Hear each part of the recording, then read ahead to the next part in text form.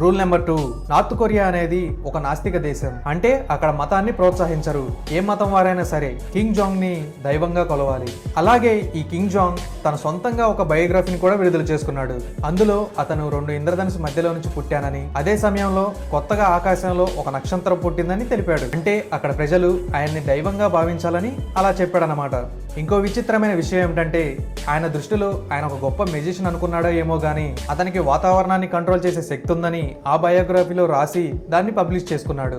Rule number 3, మన ప్రపంచం అంతా 21వ శతాబ్దానికి చెందిన క్యాలెండర్ని యూజ్ చేస్తుంటే నార్త్ కొరియా ప్రజలు మాత్రం తన దేశ స్థాపకుడైన కిమ్ హిల్ సింగ్ పుట్టినరోజు నుంచి తయారు చేసిన జూన్చే అనే క్యాలెండర్ను పాటించాలి.